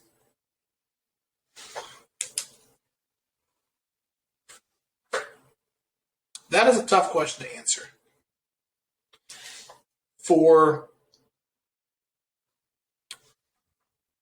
training, if they're starting their fitness journey, number one is going to be to show up. Yeah. Just sign up, make the investment, understand that the only thing that's really going to matter 5 years from now is how many times you showed up. And if you're at a decent gym with a good coach, they're there to slowly help you towards those improved habits. Yeah. And now at our gym, we use a level system, and the people that have reached the highest level of performance, what separates each one of those people from the people that are at the tier prior to that is their coachability. I agree. So just showing up and working hard is going to get you really far. And that last little bit is your coachability. The people that just do whatever you ask them to do, they get to that next level. So if you're starting out, you show up, you listen to your coach, and do whatever they tell you to do, that is what's going to give you the highest chance of success 5 years from now. Yeah.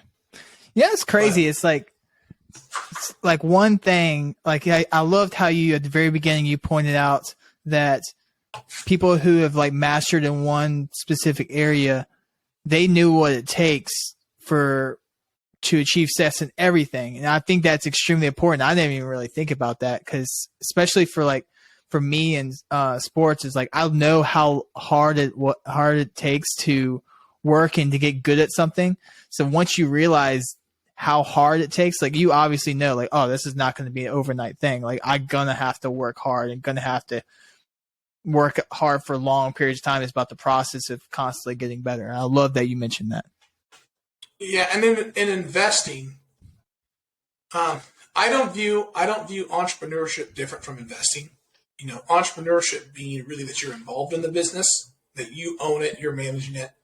Investing being that you're a silent partner, that it's someone else's business.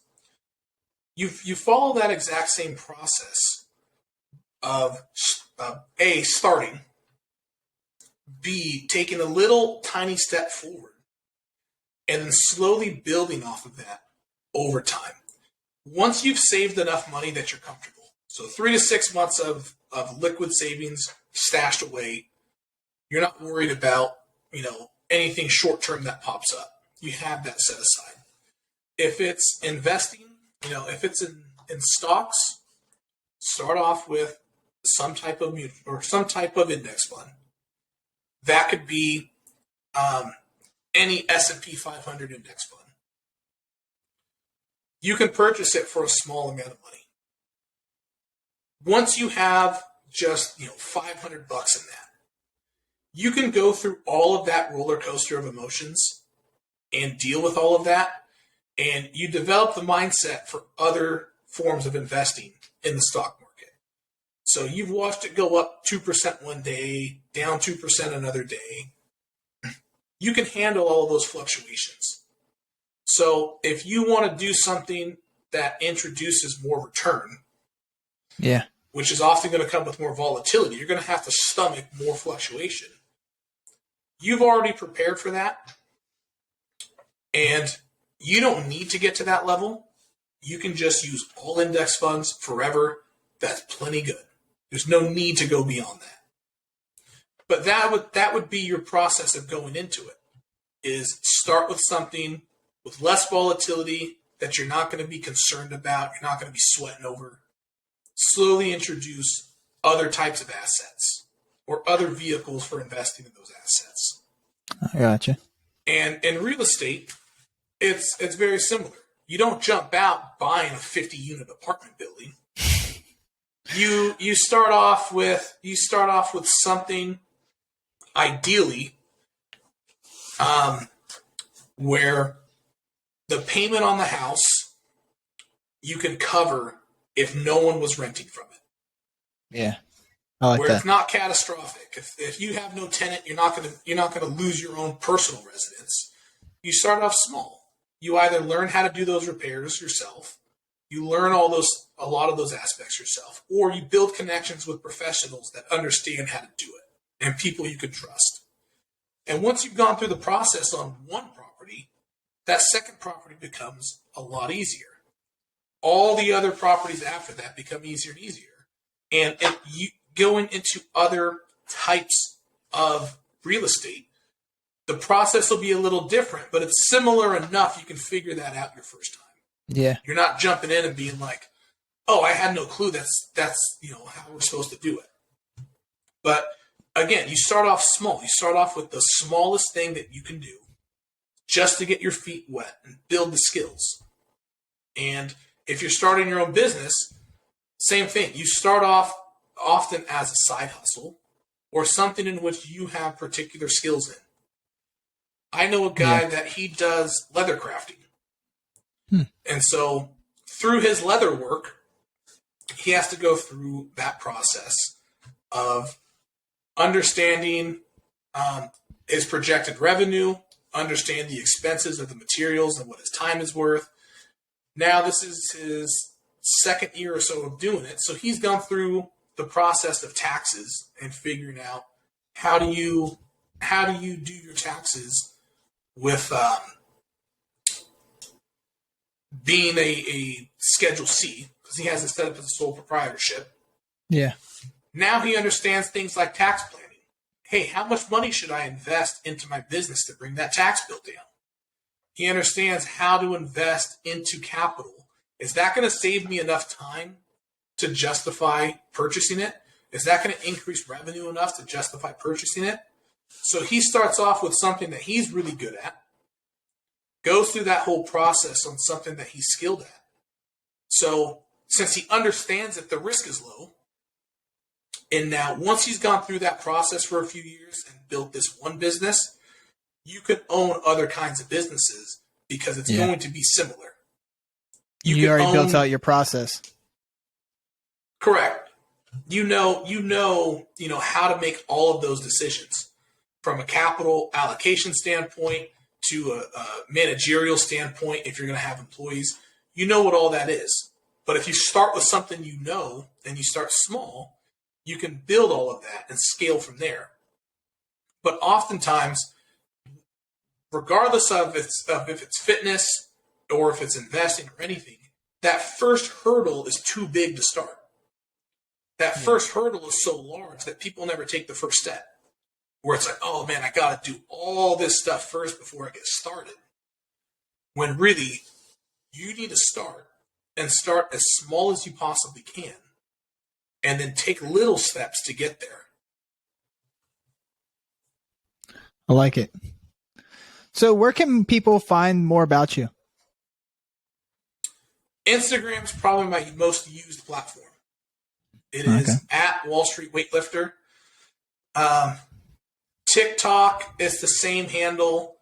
Twitter is 50 to 1 method. I started sharing stuff on Twitter about a year ago.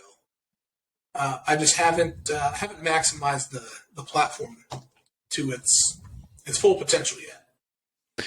I have a question. How much can you clean? 440.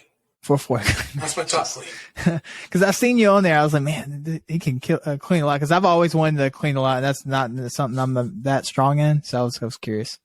Good gracious. The cleans are probably my least favorite movement. What's your favorite? Snatch. Snatch? I definitely prefer snatching. How much can you snatch? 380. Good night. That's pretty good. See, I started I started in strongman, so the cleans were a hard transition because my shoulder flexibility was limited for the cleans. So they're definitely my least favorite. Well, by the way, I really appreciate you coming on. I know we've taken a lot of your time, and I've learned a whole lot. And we kind of had a delay, like an internet delay at the beginning, so I'm glad it all worked out. And I appreciate you coming on and sharing your knowledge. And I definitely learned a lot, so I appreciate it. All right, thank you for having me on.